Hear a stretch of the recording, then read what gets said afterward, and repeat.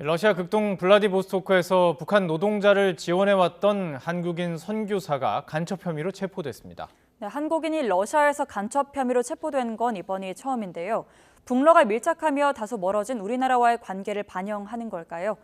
조한범 통일연구원 선임 연구위원과 함께 이 내용 자세히 알아보겠습니다. 어서 오세요. 네, 안녕하십니까. 자, 이 소식이 딱 들어왔을 때 무슨 일이지? 러시아, 오랜만에 들어보는 어떤 소식. 오랜만이 아니죠. 거의 뭐 처음 듣는 것도 같은데. 근데 지금 들려오는 소식에 따르면 탈북민을 돕던 선교사라고 알려져 있어요. 어떤 내용도 좀 파악하셨나요? 좀 두고 봐야 되는데요. 예. 이제 블라디보스톡이 좀 위험한 지역입니다. 예. 왜냐하면 이제 중국 같은 경우는 노동자들이 파견이 되면 사실은 감옥과 같이 이제 합숙을 하는데 러시아 블라디보스톡 이쪽 극동 지방은 노동자들이 가면 예. 날품팔이를 해요. 그러니까 수시로 거리를 다닙니다. 예. 그러니까 우리 측과 쉽게 만날 수 있고 예. 그러니까 뭐 안타까운 얘기지만 96년에는 우리 측 최덕근 영사가 괴한들한테 피살을 당한 데가 블라디보스톡이거든요. 아, 예. 그때도 이제 북한 관련이라는 게 정설이거든요. 예. 그렇게 보면 이제 그런 상황에서도 사실 러시아하고는 일정한 조용한 외교가 가능했어요. 네. 그러니까 그쪽에 탈북하면 사실은 이제 여러 절차를 거쳐서 한국으로 들어오고 이런 일들이 가끔 있거든요. 네.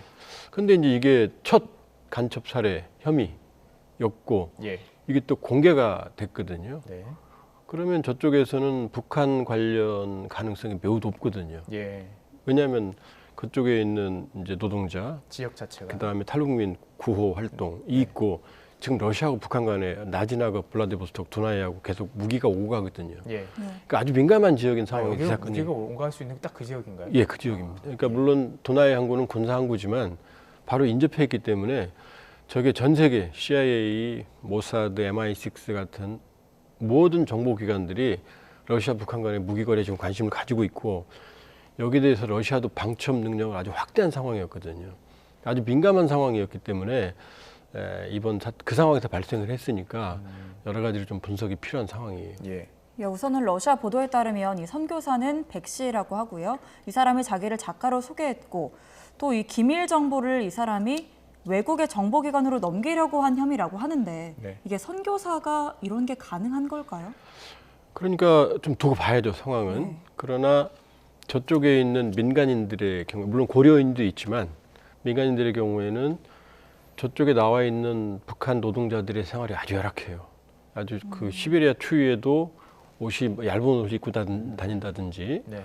그렇기 때문에 이제 인도주의적 지원을 하는 단체들, NGO, 선교사 이런 부분들이 있거든요. 예. 그런데 저쪽 지방에서 1급 국가 기밀을 취급을 민간인이 한다? 예. 그거는 사실상 그 논리적으로 합리적 설명이 안 되는 부분이고요. 그렇죠. 네. 다만 말씀드렸다시피 저쪽이 러시아, 북한 간의 거래가 무기 거래가 지금 철저한 보안 속에 이루어지는 상황이거든요. 네. 그러니까 인공위성으로밖에 지금 확인이 안 됐고 예. 현장 사진이 확보된 적이 없거든요. 그러니까 아주 민감한 상황이었으니까 아마 그쪽으로 우연히 연루가 됐을 개연성은 배제할 수가 없는데 그러나 선교사, 그다음에 북한 노동자, 탈북민을 구호하는 사람들이 뭐 기밀과 관련된 일을 할 가능성은 없어요. 예, 예. 그리고 지금 얘기 나오는 거 보면은 넘겼다. 그럼 넘긴 과정들을 본인들이 뭐 파악을 했다는 거잖아요. 그럼 어느 정도 조사가 이루어졌다는 얘기로 보이는데 그러면 이 내용 자체가 지금 말씀하신 것처럼 북한과 관계된 내용, 뭐 그거에 대해서 이제 발표할 때 이거 기밀 자료야, 1급 기밀이야 얘기할 수도 있으니까요. 북한과 관련된 자료일 가능성은 어떻게 보세요? 그러니까 추정을 해보면 네. 이렇게 되죠. 지금 올 초에 네. 블라디보스토크에 입국을 했고 1월로 알려져. 그러나 예. 처음 입국한 지 며칠 만에 체포됐고 네. 근데 우발적 체포가 아니고 영장을 가지고 정식 절차를 거쳤거든요. 예. 그다음에 나오는 얘기는 메신저를 통한 정보 유통 예. 그리고 한 10여 년 전부터 그 지금 구금된 분이 러시아로 왔다 갔다 했으니까 어제 오늘 일을 들여다본 건 아니죠. 네. 꽤 오랫동안 러시아가 준비를 했다고 보여지는 거고 예. 그런 상황에서 이제 그 정보 내용이 뭐냐 이거죠. 네. 근데 지금 러시아 발표는 타스통신 발표는 그 1급에 해당하는 기밀을 해외 정보기관 그랬거든요. 그러면 내용상 우리 정부는 아닐 거예요. 내용상. 그럼 제3국인데 예. 그러면 블라디보스톡에 물론 저희 가면 군함이 다 보여요. 예, 예. 그러나 일반인도 볼 수 있는 건 그건 기밀이 아니거든요. 네. 근데 일반인 1급에 해당하는 그러니까 무슨 기밀인지도 지금 보도를 안 할 정도로 예.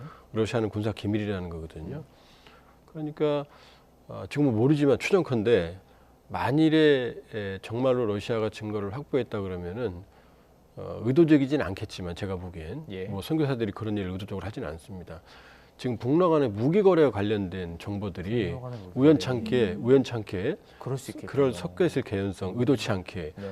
그런 가능성은 만일에 북한과 연루가 됐다면 지금 블라디보스톡의 1급 기밀은 그거밖에 없어요. 지금 예. 러시아가 감출게. 그냥 한번 추정을 해보는 건데 그렇죠, 추정이죠. 노동자가 관련된 선교 아무래도 탈북 단체다 탈북 활동을 했으니까 북한 노동자를 알고 있고 그 노동자가 실제로 어떤 뭐 탄약을 옮기는 과정 속에서 얻었던 정보라든지 그런 거를 받았을 가능성도 좀 있지 않을까 이 추정입니다. 그러니까 우연치 100%. 않게, 우연치 않게 이제 그런 게 섞였어요. 예, 의도하지는 않았을 것 같고요. 네.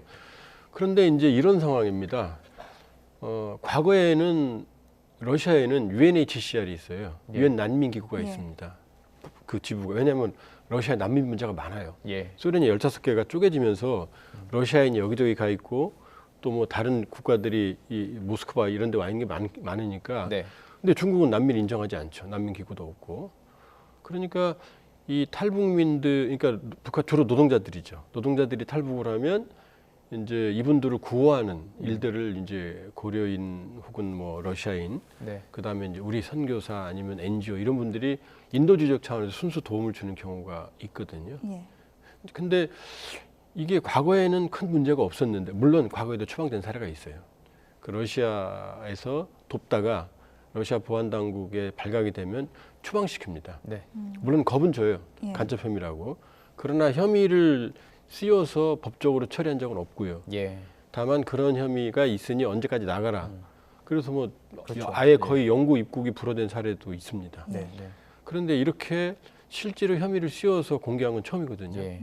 근데 이게 언제부터냐면은 우크라이나 전쟁 이후부터 예. 우리 단체들이 활동이 어려워졌어요. 어떤 사례가 있냐면 블라디보스톡에서 탈북을 했던 모자가 있어요. 예. 그 북한 네. 모자.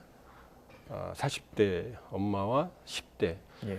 근데 이 사람들은 탈북을 했는데 러시아 연방수사위원회, 그러니까 러시아 FBI예요. 예. 러시아 연방수사위원회가 직접 체포해서 신병을 인계했어요, 북한에. 아 그래요? 예, 이게 작년 일입니다. 아, 예. 이거는 러시아 연방수사위원회 홈페이지에서 제가 확인을 했거든요. 네. 그러니까 이건 과거에 없던 일이거든요. 예. 난민을 인정하던 러시아가 이제 체포해서 인계까지 하니까 북한으로. 그 시기부터 탈북자 도와주는 노동자 도와주는 단체들이 어려움이 예. 아주 많아졌고 예. 러시아 정부의 직감적인 압박도 아주 강화된 상황이었어요. 네. 근데 그 상황에 이 사건이 터진 거죠. 예, 그리고 또 올해 초부터 이제 사실 러시아가 북한 요청에 따라서 그런 탈북민에 대한 관리를 좀 해달라 해서 좀 그걸 실제로 실행에 옮기고 있다고 전해지고 있는데 그럼 이번에 이 백 씨가 체포된 것도 사실 그런 탈북민을 돕는 활동의 일환이랑 연계가 돼서 그런 거를 좀 문제 삼았을 수도 있을까요? 개인적으로는 예. 지금 저도 그쪽에 대해서는 인도주의 단체들하고 좀 관계가 있는데 예. 저희들이 잘 모르는 분이에요. 아 그래요? 단체도 네. 모르는 네. 분이고 그러니까 아마 그 현지 사정이 아주 여러 차례 왔다 갔다 하더라도 일반적인 그 선교 단체들과 협력하거나 네. 그런 차원은 아닌 것 같고 예. 그러니까 어떤 선의의 차원에서 아마 독립적으로 활동을 하셨던 가능성이 있어 보여요. 네. 있어 네. 보이고 이제 그런 상황에서 지금 노동자들 문제가 중국도 지금 활용 변경 경제 합작구에서 폭동 사건이 일어났고 지금 단둥에서도 소요 사태가 있거든요. 러시아도 지금 장기간에 그 해외 노동 때문에 피로감이 누적돼 있고 예. 탈북을 시도한 사례가 많아요.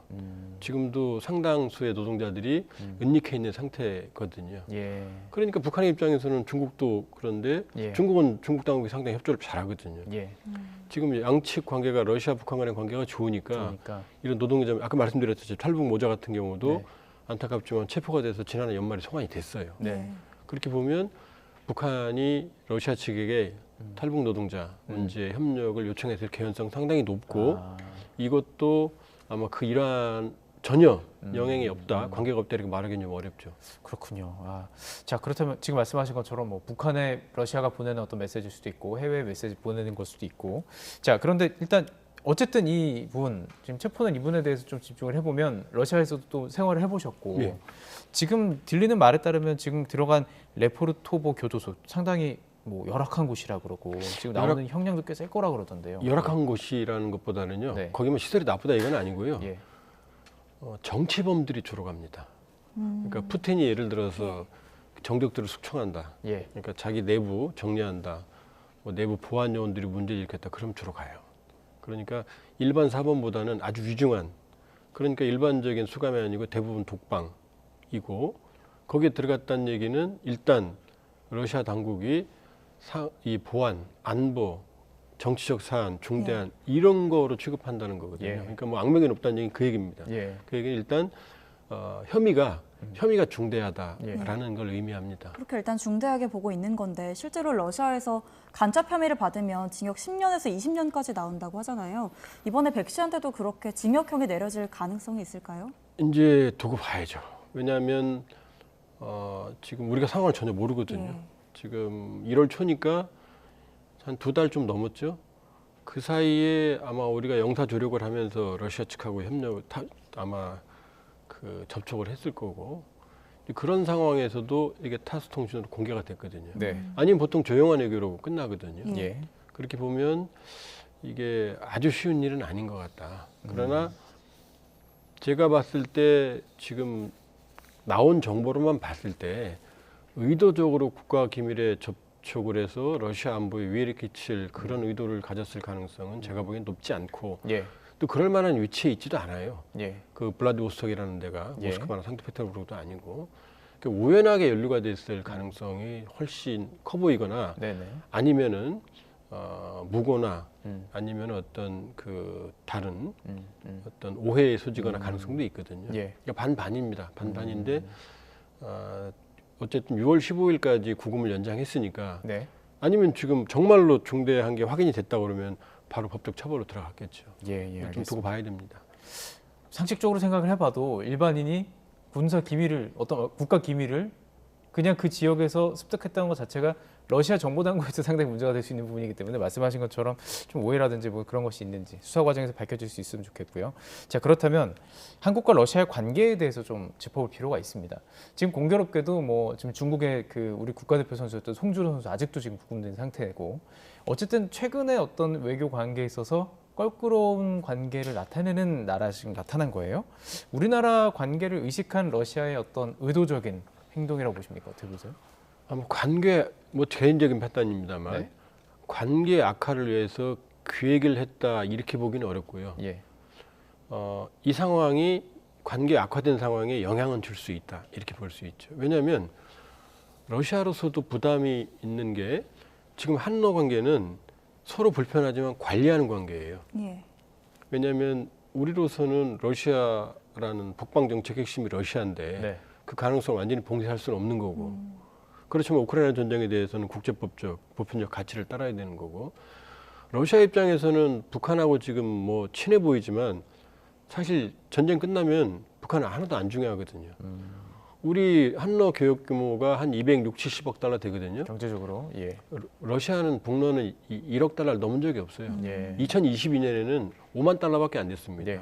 거의 뭐 일반인들 뭐 그 연봉도 안 되는. 우리 또 반도체가 그렇죠. 있고. 반도체도 있고. 그다음에 푸틴이 시베리아 극동이 푸틴의 미래거든요. 개발이. 여기 에너지 팔려고 그러면 북한은 의미 없거든요. 우리거든요. 예. 더 큰 건 뭐냐면 우리를 자극하면 지금 러시아로 북한이 무기 주는데 우리 우크라이나에 안 주고 있거든요. 네. 우리가 살상 무기 우크라이나에 제공하면 전선이 뒤집혀요. 아, 잘못하면. 그런 카드가 있군요. 그러니까 예. 러시아도 우리를 그렇게 의도적으로 건드려야 될 이유가 없어요. 그러니까 제가 보기 기획했다기보다는 네. 어느 상황에서 이 사건이 벌어졌고 네. 악화된 상황에 이게 반영이 되고 있다.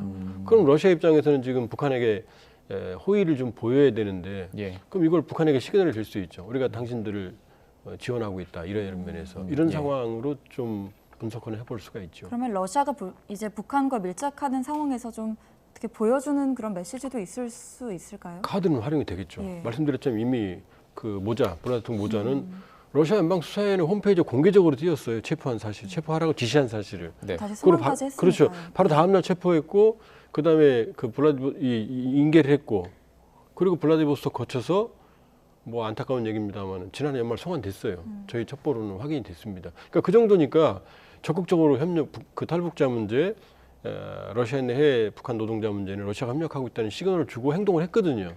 그러니까 이번도 그 건으로 활용할 가능성은 있죠. 그럼 이 메시지 공개한 것도요. 이게 그냥 타스통신 이게 공개되면 사실 언론 시스템이 통신사 보고 있다가 보고 이제 받아 쓰는 그럼요. 시스템이기 네. 때문에 이미 알고 있을 건데 이걸 이렇게 공개한 이유는 뭐라고 보세요? 다 보라는 거죠. 지금 뿐만 아니고 미국 쪽 기자도 하나 그쪽에서 이제 취재하다가 네. 간첩 혐의로 지금 네. 구금이 돼 있거든요. 그러니까 러시아가 원래 그 KGBC로부터 나쁜 버릇 중에 하나가 민간인들을 혐의를 뒤집어 씌워서 구금을 합니다. 네. 구금을 하고 이제 나중에 맞교환하거나 예. 이런 일들을 소련 시대부터 해왔는데 네. 그런 행태가 많이 있거든요. 예. 그러니까 지금 좀 더 상황은 두고 봐야 되지만 제가 보기에 1급 기밀을 일반 선교사 정도가 접근을 해서 뭐 확보를 해서 해외 제3국으로 넘기는 아주 체계적인 그런 일을 했다. 이게 지금 합리적인 차원의 설명이 안 되거든요. 우연찮게 연루될 가능성은 배제할 수 없죠. 왜냐하면 북한 노동자나 이런 돕고 이런 과정에서 예. 예. 그렇기 때문에 좀 두고는 봐야 될 것 같습니다만 처음부터 한국 정부를 압박하기 위해서 기획했다. 이러기에는 러시아도 약한 부분이 많거든요. 아픈 부분이. 예, 지금 이 상황에 대해서 우리 정부는 변호사 선임을 비롯해서 뭐 영사 조력을 제공하고 있다고 얘기는 하고 있는데 자세한 얘기는 하지 않고 있거든요. 이게 신중하기 위해서라고 보면 될까요? 왜냐하면 이 문제는 일단 러시아가 국가 안보 차원에서 접근을 하니까 이 문제는 사실은 만지면 만질수록 커져요. 그러니까 사실은 좀 더 조용한 외교 차원에서 예. 오해를 풀고 네. 우리 이제 그 국민을 이제 보호하는 그 과정이 중요한데 네. 근데 이제 이게 말씀드렸다시피 타스가 이걸 보도했다는 거죠. 예. 러시아 정부가 정보 안 주면 타스가 보도 못 하거든요. 그러니까 그 의도를 좀 더 분석을 해봐야 되고 다만 아직 시간을 6월 15일까지니까 몇 달 남았거든요. 예. 그 정도는 반반입니다. 좀 예. 더 세밀한 조사를 하겠다는 러시아의 의지일 수도 있고 네. 요사이의 조용한 외교로 문제를 해결하겠다는 신호일 수도 있고 그러니까 좀 예. 더 상황을 두고 봐야 돼요. 이 상황을 북한이 지켜보고 있을 것 같거든요. 당연히 북한- 지켜보죠. 어떤 그 마음으로 지켜보고 있을까요? 왜냐하면 예. 이제 어디에 연루됐느냐죠. 북한이 어디까지 알고 있는지 모르겠지만 어쨌든 북한이 상당히 우리 쪽 그 민간 인도주의죠. 여기 나와 있는 노동자들 지원해주고 또 이제 탈북민들 구호하고 이런 걸 굉장히 그 불편해했거든요. 네. 예. 그러니까 북한 입장에서는 양측 지금 김정은 체제가 신냉전 외교를 하고 있고 그 핵심이 중국하고 러시아거든요. 근데 러시아라는 어떤 새로운 프렌드십을 찾았는데 예. 이제 그런 상황에서 중국 같은 환경, 네. 완전히 어떤 난민 지위도 인정하지 않고 탈북해도 길이 막히는 그런 환경을 조성했으면 하는 게 북한의 바람이겠죠. 왜냐? 지금 10만 명 정도를 돈바스 지역, 예. 우크라이나 전쟁 끝나면 재건으로 지금 보내게 돼 있거든요. 예. 그 러시아 당국자도 확인했어요. 예. 근데 현지하고 지금 최근에 통화해 보면 이게 20만 명으로 늘었답니다. 예. 전쟁 피해가 커지고 또 러시아인들이 징집을피해서 젊은 사람들이 많이 도망갔어요. 네. 해외로. 네. 그러니까 노동 인력이 절대 부족하거든요. 예. 그럼 한 20만 명까지 기회가 오는 건데 네. 그럼 이 상황에서 노동자들 관리가 잘 돼야 되거든요. 예. 그러니까 차제에 이거를 어떤 그런 환경 조성으로 만들 예. 그런 의도를 가질 개연성도 있죠. 그럼 이 지역이 지금 북한, 러시아, 뭐 말씀하신 것처럼 여러 정보 당국들이 관심을 가지고 있는 지역이라면 지금 이런 일이 계속 있을 수도 있는 거 아닌가요? 사실은 예. 지난해에 현지에 있던 그 인도주의 단체들이 압박이 아주 더 심해졌어요. 네. 그 모자 구금 러시아 측에서 혹시 북한에서 뭐 전부 다? 그러니까 예. 그 러시아 측이죠. 러시아 측. 네. 뭐 러시아가 뭐 북한이 그쪽에서 압박을 할 수는 없고요. 네. 예. 그러니까 러시아 측의 보안 그 시스템이 아주 강화가 됐고 예. 우크라이나 전쟁 이후에 지난해가 아주 강해졌어요. 근데 그 끝에 이 사건이 발생했기 때문에 사실은 현지에 있는 그 구호하는 분들은 아주 조심하는 상황이에요. 일부 철수한 경우도 있고요. 그런 상황이었기 때문에 네. 이제 이 영향을 미치기 때문에 아마 재발보다는 예. 아마 훨씬 더 조심하는 상황이 벌어지겠죠. 그러면 지금 이제 원래는 추방 정도를 하다가 더 강경하게 이제 체포까지 했으니까 이거에 대해서는 그러니까 재발이 가능도 하겠죠. 그러니까 이제 조심해야죠. 조심한다고 해도 왜냐하면 사실은 중국이 특색을 잡을 수도 반간첩법 있으니까요. 했죠. 예. 이제 5월부터는 국가 기밀력법까지 이제 되거든요. 그러니까 네. 중국에 이어서 안타깝지만 예. 러시아도 아주 어려운 환경이 조성이 되고 있다 이렇게 봐야죠. 알겠습니다. 좀 짚어봤습니다. 워낙 정보가 지금 제한적이기 때문에 저희가 기사 하나 가지고 지금 예. 살펴본 예. 거기 때문에 내용들이 더 들어오는 대로 자세히 또 분석을 해보도록 하겠습니다. 조한범 통일연구원 선임연구위원과 이야기 나눠봤습니다. 고맙습니다. 고맙습니다.